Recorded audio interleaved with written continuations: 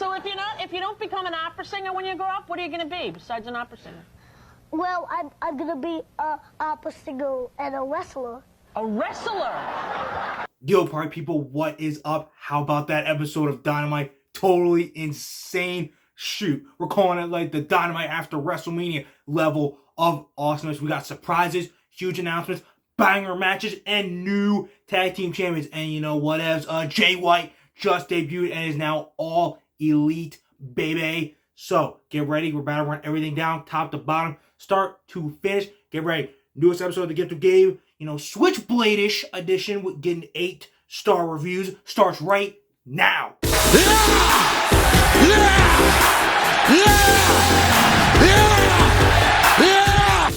So you guys, in case you missed it, Dynamite kicked off huge. It was supposed to be just the match up, finally the grudge match. Absolute! Ricky Starks against Rock Hard Juice Robinson, man. Guess what? Turned into the debut of Switchblade Jay White. It was crazy. Ricky didn't even get to finish his entrance down into the ring before the bell to get things going for the match, because all you heard was Bullet Club for life. And I'm like, yo, who we coming out? Camera pan do it and the crowd start going nuts. It was freaking Jay White. And this was supposed to be Ricky Starks, Juice Robinson one-on-one, this highly anticipated grudge match, but instead, Blade Runner! Switchblade Jay White has exploded onto the scene here in All Elite Wrestling. This is major news in pro wrestling that Jay White is in here in an AEW ring. And it is crazy though that like after all this Vince stuff, it said like deals like conversations that kind of like boiled down, you know, like over the past 2 days anyway. But especially since with all this Vince news going on, that then he would freaking finally show up. I mean, obviously this has been in plan for weeks, so it didn't have real full effect of this week. But the timing is just it's incredible. Yeah, I'm loving how TK pretty much set us up. Ricky Starks and Juice Robinson, I had no problem with that. I know there were a lot of people who really had a problem with them. They were like, this kind of feels like it's going to be like a little underwhelming mini feud for Ricky. Guess what? It ain't anymore, because now it's a freaking tag feud with Juice Robinson and Switchblade Jay White. My other question is, who's going to help Ricky, you know, combat these two? I'm guessing this will be something feeding into Double or Nothing. Maybe it's a tag match, or maybe it's just straight up one-on-one Ricky Starks versus Jay White. I'm thinking, though, maybe, I know we had one big announcement tonight, maybe a little bit more expanding on that. Maybe, you know, another certain sign they were trying to sign for a while, Kota Ibushi, maybe could, you know, help into, you know, tag with Ricky Starks to deal with this little Bullet Club problem. But then again, maybe it doesn't even come down to that. I'd be down for a tag match with Ricky and that said person against Juice Robinson and Jay White, or just straight up absolute Ricky Starks versus Switchblade Jay White. Just from that name, period, I'm going to want to watch if that gets put on the Double or Nothing. Guys, Jay White is all elite. Sorry, Trips. Sorry, WWE. It is what it is. I feel like he was the better fit here, especially with what's going on in WWE. More on that later. So, bro, welcome to All Elite Wrestling. This is going to be fun. Speaking of fun, how about that Trios title match? Pretty much the way we actually kicked things off inside the ring. Match was a total, banger. Was totally off the chain. House of Black as trio champions are just so sweet. When they could have like a 10-minute match and they'll entertain the literal shit out of you with their in-ring quality. And yo, Seth Rollins really is one of the GOATs of all time in professional wrestling, because everyone out here, even the other companies, using his move. Moxley's used it, Britt's used it, and now Buddy used it tonight. It's insane. Give it up for Seth Rollins. Sing his song everywhere, because clearly everyone wants to be part of that dude's ring repertoire, and it's insane. Aside from that, I love this match. I really do hope at some point Best Friends and, you know, Orange Cassidy can become Trios champions. I thought it was going to happen a little while ago, like back when they had to drop them, and, you know, we were going to count their second ever chance, but that turned into that triangle, which is fine. But obviously knew this wasn't going to be their night. I'm thinking someday, or at least want to see Chuck and Trent, you know, get tag title goals, since Orange Cassidy has been the All-Atlantic champion turned international champion. That's someday, but like I said, I don't see House of Black losing those titles until, I said, like at least into the summer. But honestly, due to the announcement, I have them losing that, you know, on August 27th for a certain huge pay-per-view at a certain stadium in the UK. Again, more on that later. So until then, House of Black, keep killing it. And for all you guys, just like me, keep rising for the house because they always win. Okay, you guys. Gotta give it up once again. One of the best segments of the entire night. Just adding on to this incredible night of Dynamite, period. The MJF Day celebration. That whole thing was literally hysterical. It was priceless. There was not one bad moment. And the best part is that they keep using like all these smart ways of interacting the pillars with each other. MJF took more shots at Jungle Boy Jack Perry. Jack Perry, disguised as one of the freaking musical talents, on like in a disguise, freaking shows up, starts beating the crap out of MJF, and then whose music hits? Sammy Guevara to lead into his dope match, by the way, with Commander, and then he cuts a nice little promo, which in any other place would have been like a really awesome promo in terms of like atmosphere in the arena, but since it was Long Island and they love MJF, they were like, nah, F all these pillars, since they're the ones that MJF is like fighting this time around. But guys, I'm loving this whole angle. I'm loving the fact that they're each having to get wins every single week, because these are the 4 pillars. They literally are the foundation of this company, of the past, the present, and the future. Hell, seeing Sammy hold up that world title high above his head, it was sweet, because you know someday, may not be when they fight, when this 4 pillar fatal 4-way happens, but someday he's gonna be holding that world title above his head. All of them at some point will be. Well, aside from MJF, who's doing it right now. I'm just so hyped, and I wish Double or Nothing was literally here tomorrow, because I cannot wait to feast on the banger kind of fatal 4-way matchup that is the 4 pillars going at it. Darbs, Jack Perry, Sammy, Spanish God Guevara, and the devil himself, MJF, all competing for that world championship. It's going to be sweet. It's going to be a banger. It's going to be fight freaking licious.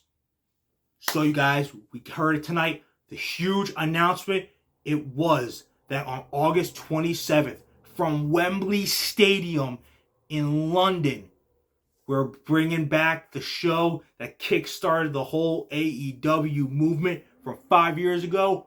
All in. Looks like it's taking the place of All Out this year, and we are totally fine with that. But again, guys, in Wembley Stadium, that's like 90,000 people that are going to be losing their minds. It wouldn't even be hard for them to sell out, period, because London doesn't get a lot of chances to host pay-per-views, especially one as big as that in like Wembley Stadium. That place will sell out. Trust me, I guarantee it. But then you already know they're going to stack the match card for it. Like, oh my God, it's going to be great. Like, they'll stack an MJF world title events there. Trios, any title match that's on that card is going to be an absolute classic and a banger. And then some of the non-title matches could be seriously huge. I know some of y'all, like, after, FTR winning, we'll learn that later, think like, hey man, CM Punk probably is going to come back, like, to help with that show. I don't even think they need CM Punk for all that, dude. Are you crazy? Are you out of your mind?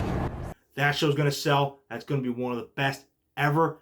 I didn't get to really see the Verse All In. What did you say? Because, I was a part of, like, the WWE fandom. I had no idea what was really going on. I had heard about it, but I'm like, it's probably really not going to be that big a deal. But then, like, long afterwards, I was like, yo, wait, this is what started AEW?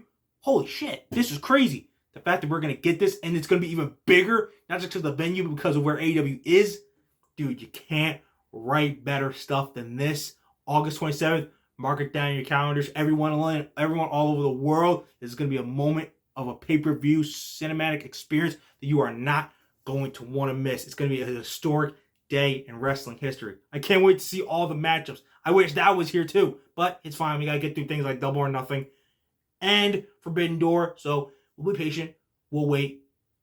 God, just imagine the sight of 90,000 people screaming their asses off in Wembley Stadium. AEW, AEW, AEW, AEW. Keep talking about stuff that's super cool. Let's just be all real with ourselves right now. Heel Bryan Danielson is just something very special. He is a great face, one of the best. But one of the reasons he's one of the best is because he's one of those guys that can be great doing either or. Dude literally repeated the word amateur multiple times, and I'm just like, only this guy, bro. Only this guy. Then literally took a screwdriver right into the freaking eye of Hangman Adam Page, and no one was able to come out to help. I'm hoping this leads to, like, eventually in a few weeks, if Matt Jackson's all healed up, it's like BCC all talking in the ring, saying no one can stop us, blah, blah, blah, blah, that. And then all the Elite's music hit, and they just start a huge 4-man brawl, 8-man brawl, I should say, that kicks us up for their match at Double or Nothing. I'm telling you, this match has to be Anarchy in the Arena too. I want to see that. Make that like a yearly tradition. We can't do Stadium Stampede anymore because Moxley was like, F that shit. So let's just keep doing Anarchy in the Arena. It's literally, last year's was so fun. This year's should be really fun. Let's just cross our fingers, Danielson doesn't get like a concussion again in that match. And has to miss blood and guts again. But guys, I love this feud. Heel BCC, I said before, it feels right. That's another group. I feel like them as a whole, as a group, they've shown they make really great faces. And now they're displaying already that they're going to be really great heels. I don't think they're going to dominate as much, like winning titles-wise as they were last year with Moxley, Wheeler, and Castagnoli, because they were dominating in that department last year. But they're going to be doing some really dope stuff, like this case with the Elite feud. It's going to be so great. But that moment when we all have all 4 members of the Elite finally back together, I got tingles. I cannot wait for that. And that is just leading us to a spectacular banger, or I should say an Elite banger that none of us are even going to want to miss. But until then, let's just keep appreciating heel freaking BCC and heel Bryan Danielson. Literally said he loved every single one of those guys. He even called Wheeler Yuta a shithead and said, yeah, but I still love him. I still love him. And then Yuta's just laughing his ass off in the corner. Freaking great. Heel Bryan Danielson, ladies and gentlemen. That's why this man is a legend. Amateurs. Guys, it came down to titles versus careers. And careers won in the end. Not 1, not 2, not 3, but 4, 5, 6, 7, 8 Star FT freaking R. Once again, our AEW Tag Team Champions. They finally climbed back to the top of the mountain, coming off their incredible 2022. They are back in it. I knew they weren't going nowhere. They are here to stay. I think they are even going to be tag team champions. Maybe by the time that we get to All In, that'd be a sweet match. Maybe I know for potentially, I saw some people come up with the match card. Maybe that'd be a great spot for FTR versus Young Bucks 3 to finally finish out that trilogy. I would love to see that straight up right here, right now. And look, if somehow CM Punk ends up coming back, I guess that would be a really great place to do Kenny and the Young Bucks versus, CM FTR. But I kind of doubt that happens at this point. CM Punk got a lot of shit going on. But, whatevs. But guys, I'm just so happy to see our boys as champions again. Guns, you did what you were literally supposed to do. Someday in the future, y'all be champions again and the feud will be better. But I feel like we really were just... They're just the placeholders to be like, hey, we're giving you the belts. Remember, make you, heat bangers for a little while. Set you up straight for FTR to come back and become 8-Star FTR freaking finally. It's going to be a great run for FTR as tag team champions if their 2023 is even half as close as awesome as their 2022 was. So give it up for our boys. They are here to stay. 8-Star FTR freaking is here and I am all for it. All right, you guys. That is Dynamite. It was literally an incredible night. Honestly, it felt more like a post-WrestleMania show than this past Raw was, which, to bring that up for a real hot minute, it's going crazy. I'm hearing stuff people are trying to maybe even hijack SmackDown and fire Vince McMahon has been trending like crazy. Look, guys, I'm with you. I want Triple H to be still in charge of creative like he's been for the past 9 months because he literally has decades and decades more of amazing quality. Look what he did in 9 months. And look how much he can keep doing over decades and decades. It's his time. I'm hoping in some way, shape, or form this all works out because WrestleMania is coming to Philly. I'm really finna about to go to that. And I want WrestleMania to be exactly what this last one was. Quality over quantity and just truly 2 nights of all-around awesomeness. And that we can really only get that with Triple H. So I'm hoping in some way, shape, or form this whole thing works itself out, whether it's Endeavor steps in once the deal is official and then they'll finally open their mouths and do something about Vince and, say, bro, get out of creative for good. Or that this was hopeful, or that this might have been a one-off. Maybe Vince doesn't even show up to Friday Night SmackDown or any other, scheduled tapings and just lets Triple H do what he's been doing and have final say. Or if that some other way finds a way to work itself out. I'm hoping just by the end of this year, or in the next couple months, this is figured out. Trips has full control of creative once again, and that's just the way it stays for a long, long time, like it should be. But guys, us as fans, we need to do something about it. It's finally time that we need to show why. Hell, John Cena has been saying it literally so many times during his career. We're the most important voice. We're the most important superstars.